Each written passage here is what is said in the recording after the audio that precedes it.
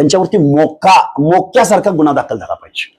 या मनोज जरांगेंना सहआरोपी करा। ते जे पुतळे बसवलेले आहेत त्या पुतळ्याच्या खाली एका बाजूला मनोज जरांगे आरक्षण योद्धा, परत सांगतो, आणि एका बाजूला बाळू आवारे स्मारक योद्धा। काय चाललंय? अरे इथं यशवंतराव चव्हाण आहेत, काय आहे त्यांची संहिता छत्रपती शिवाजी महाराजांच्या प्रतिमेबाबत? हे एकदा महाराष्ट्रातल्या, अरे काय, आणि त्याला वाईट या गोष्टीचे आहे, महाराष्ट्रातल्या अनेक आमदारांनी या कृतीला पाठिंबा दिलाय, त्या बाळू आवारेला पैसे दिलेत। हे मी, अरे प्रकाश सोळंकीने 2 लाख रुपये दिलेत। आजच आम्ही सोशल मीडियावरची पोस्ट बघितली। आणि नारायणराव कुचे 10 का 20 पुतळ्यांसाठी स्पॉन्सरशिप केली, पण त्या लोकप्रतिनिधीला एवढं वाटलं नाही हा पुतळा किती टन वजनाचा आहे, त्याच्यात धातू कुठला वापरलाय, शिल्पकार कोण आहेत, कुठे बसवला जाणार आहे, परवानगी आहे का? लोकप्रतिनिधी त्यांना अक्कल नाही, अशा बेकायदा कृत्याला तुम्ही समर्थन देता।